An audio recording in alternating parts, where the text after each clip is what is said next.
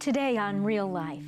I just felt trapped, like I needed to do this. This was my only out. My dad was really questioning whether we should get married or whether she ought to just have the baby and give it up for adoption. And the girls cannot take the abortion process lightly.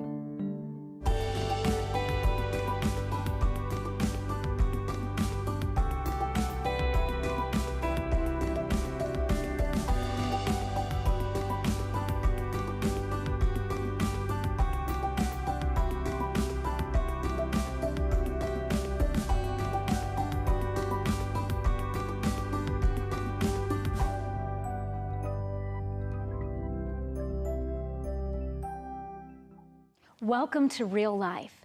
Real Life is a program about men and women who have faced crisis pregnancies and even abortion, and yet come through with fresh perspective and hope. First today on Real Life, you'll meet Patricia McNair. She grew up in Mississippi in one of the poorest areas in the country at that time. She came from a large family. When she was just 4 years old, she was molested by 2 uncles. By the time she was a senior in high school, she began to walk down a road of promiscuity. Tell me about the first time you became pregnant. The first time I became pregnant was just awful. I love my daughter today, but it was an awful situation. I had met someone that my mother pretty much put me off on. So I did talk to him, and we began to have a relationship together. And closer to the time that he and I got pregnant with my daughter, at the time I did know I was pregnant with my daughter. 2 days away from him, I was raped by a best friend. And so at that point, I didn't know if I was gonna have his baby or the rapist's baby. And my mother, she just couldn't take it. So when I told her about it, she gave me the option of getting an abortion or getting out. And my neighbor, who was a nurse, she was the lady at the health department that told me I was pregnant. And she convinced me to keep my baby.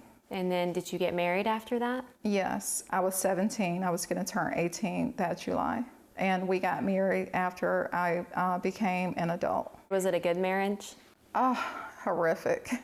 It was a terrible marriage. He was extremely abusive. And I took the abuse on me, but when he changed the abuse to our children, it broke me. I couldn't handle it at that point. So I was trying to figure out a way to leave. And what I came up with was to sell everything. He had to go over to the other part of Panama for a 2-day training. And while he was gone, I sold everything in the house. Wow. Caught a plane and came back to the States. Patricia and her 2 daughters moved back to the United States to start over. She began taking classes at a local college. She also started seeing other men, and she became pregnant. She ultimately decided to terminate the pregnancy. Do you remember anything about that first abortion experience? I remember thinking, you know, God, can you help me some kind of way? I don't know what to do. I just felt trapped, like I needed to do this. This was my only out. And I remember I had a strange experience at the abortion clinic. When I got to the top of the stairs, the way you come into the building, you have to go up the stairs to where the clinic was. And I tripped into my skirt and fell down the stairs. And I thought, God, you know, if this is you telling me not to do it, then don't let the doctor do it. Because I can't do this by myself. I just can't do it. And I did go through with the abortion. Did you feel any sort of relief after your first abortion? After my first abortion, I felt guilt initially, but then it quickly went away. I started thinking, okay, I'll just start over again. It's okay. It's over with. You know, this guy is out of my life. I don't have to feed another mouth. It's okay. And I got over it. Throughout college and even after she graduated, Patricia continued to be intimate with various men. Again, she would become pregnant and decide to terminate the pregnancy. And again, she would have another failed marriage. Patricia wanted to turn her life around, so she started attending a local church. There, she met a pastor that would change her life. My cousins thought it would be a very good idea for me to meet their pastor, their single pastor. So I went to their church, and he was attracted to me. And I thought, oh, you know, life is going to be so much better now. You know, this man loves God.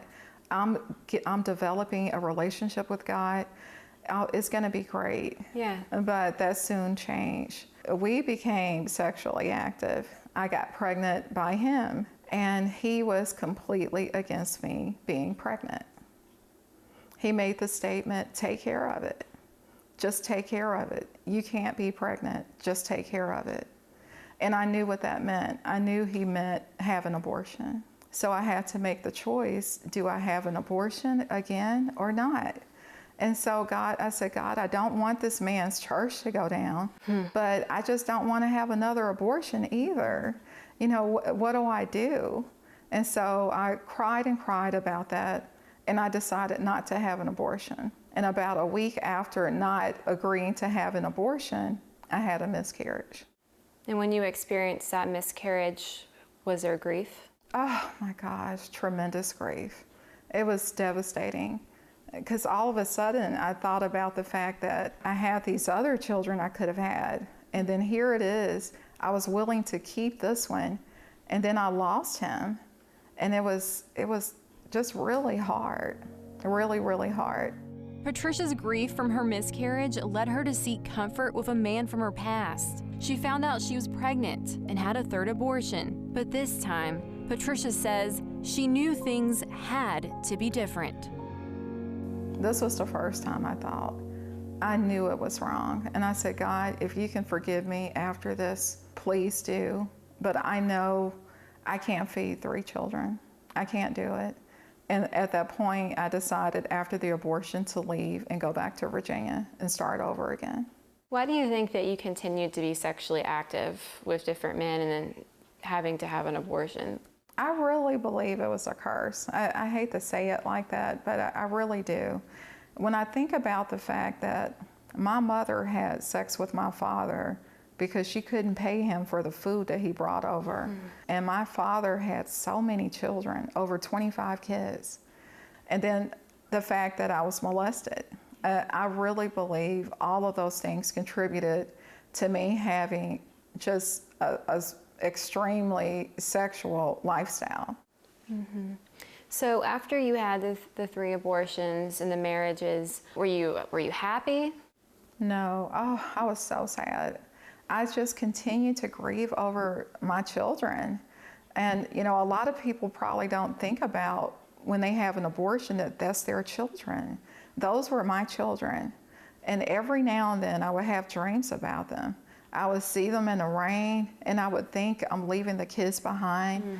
I would just have nightmares. And I didn't really get any relief until I saw a Christian television show. And a minister was saying that one day you'll see your kids again. I'm sorry. That really helped me to know that one day I'll still get to see my babies. Even though I didn't keep them.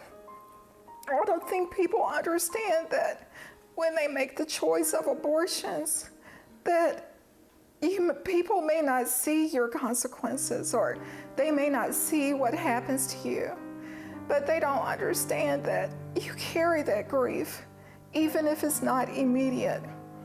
And my problem was I didn't trust God to know that He was going to take care of all of us, because I should have trusted Him instead of thinking about what can I do to take care of my children, because He would have taken care of all of us, just like I'm His child. He took care of me. So after you saw that TV preacher say that you would see your children in heaven, did that change your life? Yes, it changed my life tremendously. My love seems like it came back again. It was so hard to love during that time period, to fully love anybody. I just felt so much regret. I felt so wrong for what I had done.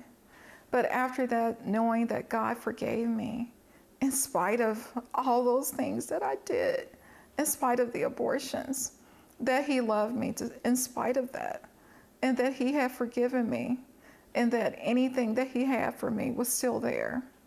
I just had to stay close to him and walk his way. What would you say to people who might believe that sex is going to fill the hole that they experience inside? I want them to know that you have the potential of catching AIDS, other diseases, and really losing your soul over just a moment of pleasing your flesh. Your flesh is not worth it. I thought it was worth it, and it's not. It's not at all. Really, people need to know that wholeness is not reached through other people. It's reached through your relationship with Christ. Just having that relationship gives you a wholeness that cannot be replicated, not through anybody. Today, Patricia has 5 children and 2 godchildren. She works as a teacher, and she also has a not-for-profit that helps children in high-crime areas get homes and also helps teen girls in crisis pregnancies. As you're watching this, you may be facing a crisis pregnancy right now. You may be wondering how you're going to get through this situation or what you need to do next. All of life and good decisions start with making Jesus Christ as your Lord and Savior. You can do that right now in the privacy from wherever you're watching this Real Life program. As you make that decision to trust Christ, He will help you every step of the way through your crisis or situation. We also have people on standby right now that are ready and willing to talk with you and to pray with you, to help you make decisions today that will lead to a brighter future and for more hope for your tomorrow. For help with your real-life situation, contact h3helpline.org or call 1-866-721-7881. Nearly 30 years ago, Rob and Meredith Kendall played in a college band. They met in a music practice room. Rob was playing the piano and Meredith complimented his skills. They began to date. Their relationship grew serious quickly. Then Rob proposed marriage. But before their big day arrived, they received life-changing news. We got engaged. We were preparing to get married in May and got pregnant in January before May. That caused a few shock waves through the family, and my side of the family, being very religious, grew up Free Methodist, which is a very strict form of Methodism. Didn't invite anybody on my side to the wedding other than immediate family. Mom and Dad didn't want a lot of friends coming to the wedding. Because she was pregnant? Because she was pregnant, absolutely. My dad was really questioning whether we should get married. Or whether she ought to just have the baby and give it up for adoption. We got into some pretty good arguments over it, and I called him a hypocrite. And you know, my whole life I've been told, you know, you take responsibility for what you do. If you make a mistake, you make it right. And so I felt like the smart thing to do was to continue with the relationship and take responsibility for my actions. And at that stage, I was 19 years old. And I was confused because when I'd gone to the clinic at the college and had the test taken, and the immediate reaction of the nurse was, here's the name and number for the abortion clinic.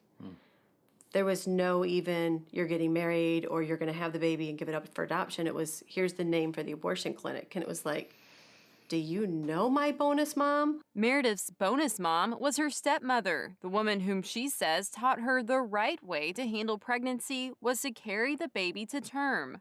So you didn't question, you never considered abortion? We did not. I didn't know how it was going to work out, being in college and now pregnant. But it was going to work out. I just didn't know how. Were you scared? Oh, very much. I still remember the day before. I remember getting dressed and going, today is the last day that I will get dressed and not have to worry about getting somebody else dressed. And it was like that whole day before was soul searching of, am I ready for this? I am 19 years old, and here comes this baby that I have to be responsible for I have to make sure I get myself up and ready and get the baby ready and make sure I can feed it and we can afford it. And I mean, there was so many thoughts. And then the whole day in the hospital, I remember signing the papers and no mom here, doing it by myself, and having to sign the paper that said, you're going under and you could die. And I'm like, I could die? I don't want to sign this piece of paper. I want to see this baby. Meredith and Rob's baby would be delivered by C-section. The couple named their little girl Amanda and began their new family together. They say they were determined to make it work. Wow, I worked 3 jobs, basically 2 full-time and 1 part-time job.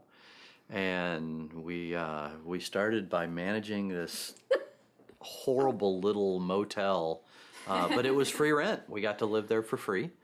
And we realized when we met all the prostitutes and all the gang members in Grand Rapids, Michigan, it was time to move. And every 6 months, the lease was up. And if you signed a 6 months lease at another place, they'd give you 1 month for free.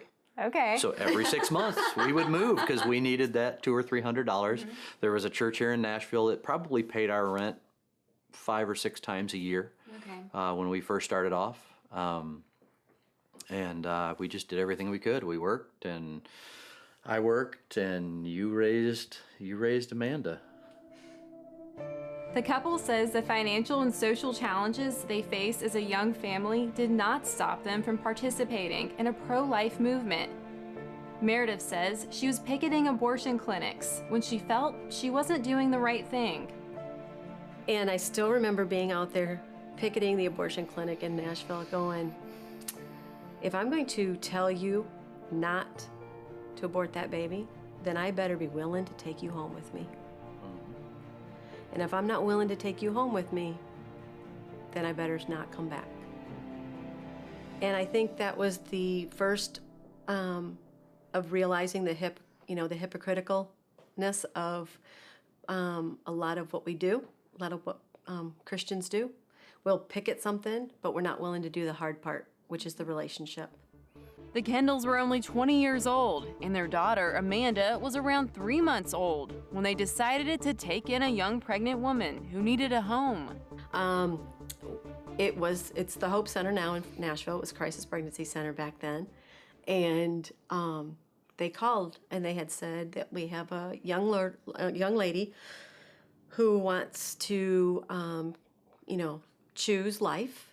Can you, help us? And we said, yeah, we don't have an extra room, but we have an extra bed. And so I still remember we picked her up at the, on Briley Parkway, there's a gas station right by I-24. We picked her up at that gas station and loaded her into our car with Amanda in the back seat. And she wasn't even but 18. And brought her to our house. And I'm saying, we didn't have money. I mean, we were on subsidized food. I mean, Rob was working, and but we had love, we had a home, we had a bed, and that made the difference for her to choose life. Even though the Kendalls family continued to grow as they had 2 more daughters and space became tight, they invited women in crisis pregnancies to live with them. Meredith says it was and is important to her to help these women because many of them do not have the support that she had when she was pregnant years ago. I tell people all the time, we don't take in stray dogs, we take in stray people. We have had so many women and children live with us over the years. We may not have had room, our kids may have had to bunk up, but it was just what we did. If someone needed a place to stay with their child, they were welcome. And then we work with them to get them back on their feet. So did it all work out? We're here 29 and a half years later. I think so. I think it worked out. Even Amanda's own story, though, is she got up, she went through a prodigal stage, and she came home pregnant and was a single mom for 5 years and then married the guy that, a gentleman that she had started dating. And now she wants to open a home for girls facing crisis pregnancies who don't have a safe place to live. So it kind of come full circle. And, you know, she knows that, you know, Meredith's mom was single when she was pregnant, and she could have had the abortion, and Meredith was single and could have had the abortion, and Amanda was single and could have had the abortion, and, you know, she sees this legacy in our family that we choose life.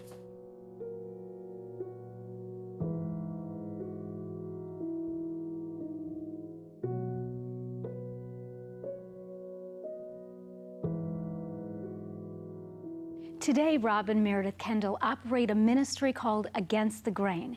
They work with women while they are in prison and after their release. Their eldest daughter, Amanda, has graduated from college and now has plans to open a home to house women in crisis situations. As you are watching this program, you may be facing a crisis situation, perhaps an unplanned pregnancy. Maybe you're considering an abortion. We want you to know that you are not alone. There is help and resources available to you. You can call the number that's on your screen. At this moment in time, you can take the right step to a future that's filled with hope by accepting Jesus Christ as your Lord and Savior. You can do that right now in the privacy from wherever you're watching this program. And you can know that God is faithful. He promises to see us through each and every situation. Just as you watch Rob and Meredith today and all of the things that they went through, God saw them through. And He will work in you and through you to see you through as well.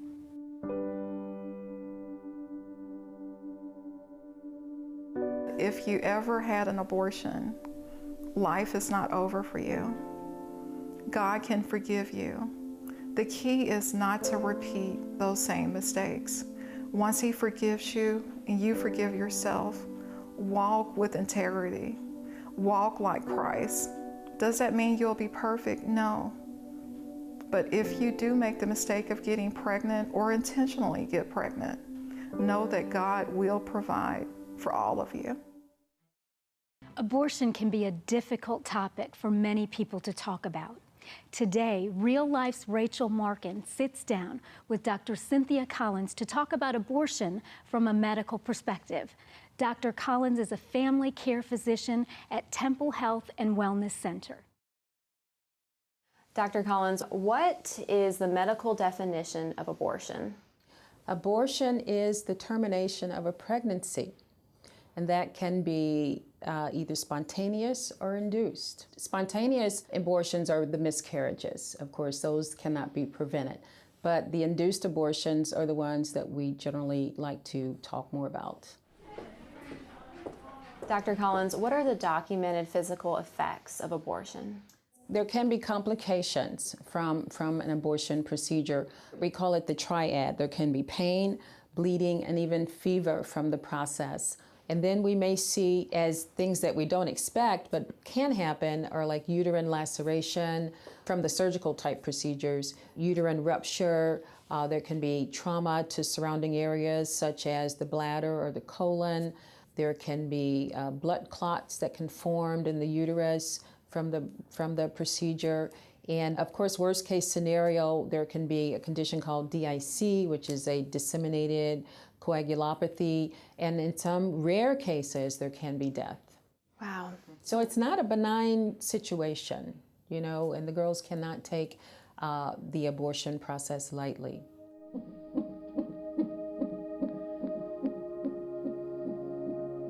So what are the emotional effects of abortion that are documented? You know, emotionally, it can cause what we call the post-abortion syndrome, where the girls can go into almost like a bereavement type of situation. They can go through depression. Of course, they get angry. They can have guilt feelings. And I'm sure a lot of girls experience that, Right. You know, the guilt of the process, even though they may have felt it was the best thing at that time.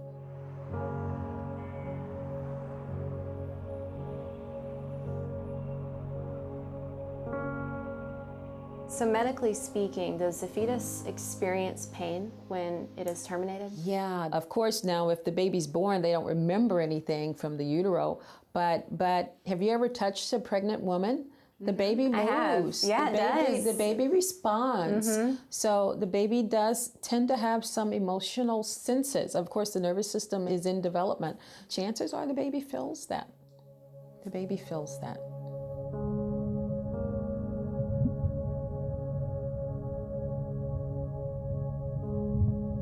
Now, at what stages can a woman get an abortion? The women can actually start the process even within 72 hours. You know, we have the pills out there available to women. The most common time where the ladies do the abortion is within the first 12 weeks. 5 to 7 weeks is when the women finally realize that they're pregnant, when they have their missed cycle. There are medications out there, which is generally the pills, and you can abort the babies in that fashion. Okay. As you progress through the pregnancy, there are suction procedures that comes about at 12 weeks. And you can do the D&C, which stands for dilation and curettage, which gets to be a little more invasive.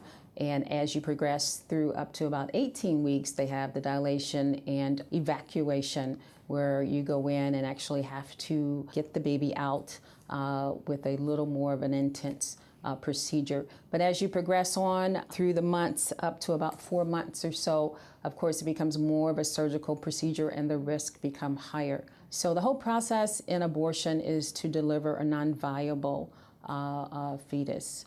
And that's what constitutes the abortion process.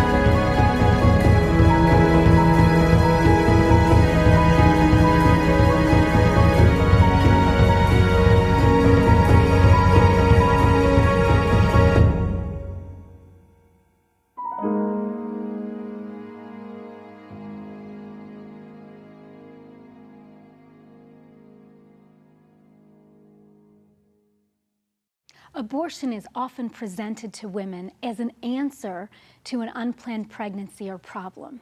As you just heard from Dr. Collins, there are potential risks to the surgical procedure of abortion.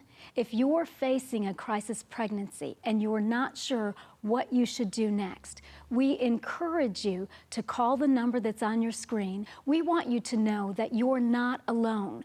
There is hope for your future. For all of us who come to Jesus Christ, He is willing to forgive us and to cleanse us and to help us live a life that is filled with hope. So even if you're in a moment that you're not proud of, if you're in a moment where you are ashamed and you're struggling with guilt and you're confused about what to do next, we want you to know that there is hope available to you. And we want you to call the number that's on your screen. Thanks for watching.